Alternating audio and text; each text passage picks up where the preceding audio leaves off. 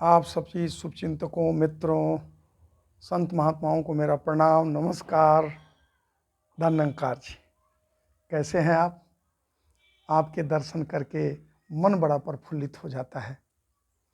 आज मैं फिर लाइव आया हूँ, एक बहुत ही प्यारा प्रसंग लेकर आया हूँ। सत्संग चल रहा था। सत्संग जब समापन हुआ, सत्संग की समाप्ति हुई, तो एक लड़की खड़ी हो गई सभा में, सत्संग के बीच खड़ी हो गई और सतगुरु से कहने लगी कि ये सत्संग करने से क्या फायदा है। सतगुरु ने कहा, क्या हुआ बेटा? कहने लगी, हमारे साथ जब आप कहते हैं कि स्त्री और पुरुष बराबर हैं, दोनों के बराबर दर्जे हैं, तो हमारे घर में ही हमारे साथ भेदभाव क्यों होता है? अगर हमारा भैया कहीं जाता है तो सुबह को जाता है और शाम के 9 बजे रात को भी आता है, तो उसकी कोई खोज खबर, उससे कोई पूछा पाछ नहीं करता। और जब मैं घर से निकलती हूँ तो घर में सारे लोग कहने लगते हैं, कहाँ जा रही हो, कब आओगी, भैया को साथ ले लो, अपने बहन को साथ ले लो, मम्मी के साथ जाओ। हमारे पर इतना प्रतिबंध लगता है, क्यों? जब बराबर का दर्जा है तो मैं भी तो कहीं जा सकती हूँ, मुझे भी तो आज़ादी है, मुझे भी तो फ्रीडम होनी चाहिए। भैया के लिए ऐसा प्रतिबंध क्यों नहीं, मेरे लिए ही क्यों नहीं? सतगुरुदेव ने कहा, बेटा तुम्हारे प्रश्न पूरे हो चुके हों तो सुनो, उत्तर सुनो। लड़की आक्रोश में थी, आंख नम हो गए थे। सतगुरुदेव ने कहा, बेटा कभी लोहे की दुकान तूने देखी है? सर हिलाया सहमति में कि देखी है।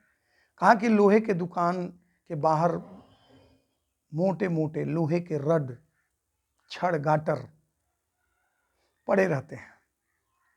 सर्दी, गर्मी, बरसात सब सहन करते हैं और बाहर ही पड़े रहते हैं।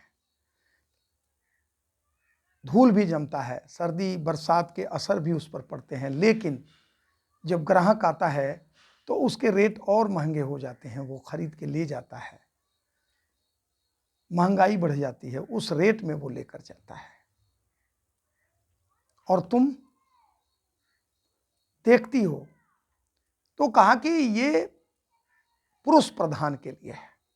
जैसे तूने कहा भैया कहीं जाता है तो उसके ऊपर मेरे जितना प्रतिबंध नहीं है, तो वो लोहे का गाटर है, वो लोहे का रड है, लोहे का छड़ है, पुरुष प्रधान के लिए ऐसा माना गया है।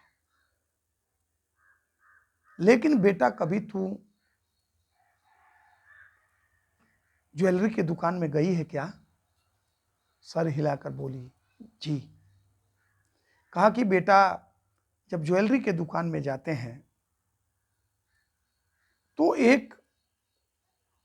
अगर कोई व्यक्ति हीरा खरीदने जाता है तो जब वो हीरा के लिए बात करता तो दुकानदार जब उसे हीरा दिखाता है तो एक संदूक निकालता है। संदूक के नीचे एक छोटी सी संदूक होती है, उस छोटी संदूक के नीचे एक डिबिया होती है, उस पर मखमल का नजाकत किया हुआ होता है और उस बीच में हीरा रखा होता है।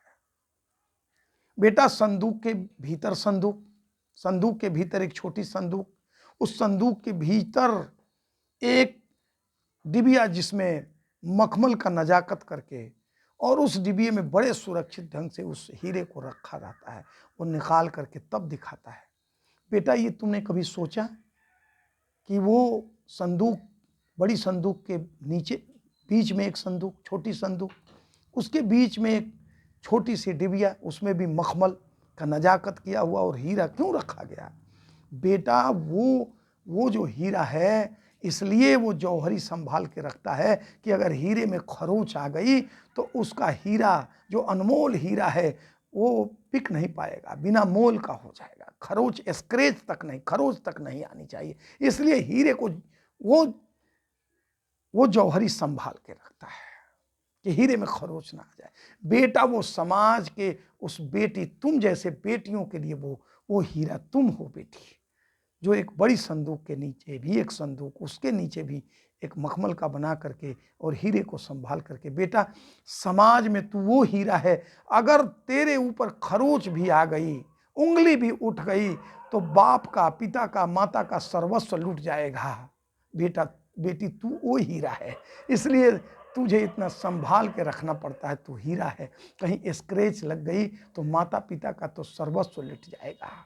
एक हीरा घर में भी आई और उसे भी संभाल ना सका तो फिर वो बिना मोल के हो जाएगा, तो उसके पास कुछ हाथ नहीं लगेगा। बेटा, ये भेद है। तुम्हारा भैया लोहा है तो तू हीरा है। और ये बातें सुन करके वो रोने लगी, अश्रुधारा प्रवाहित होने लगे और उसे समझ में आया कि मैं इस घर की बेटी हूँ, वो हीरा हूँ।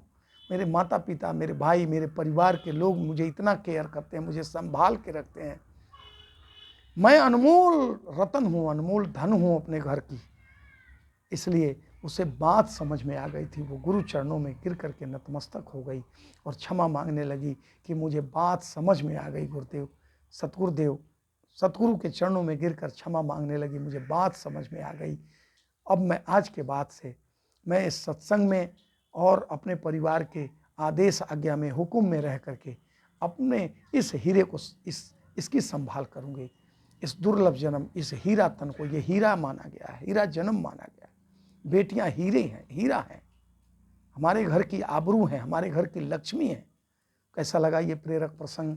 अगर अच्छा लगा हो तो मिशन मार्ग को क्लिक करके लाइक करें, कमेंट करें और सब्सक्राइब करना ना भूलें।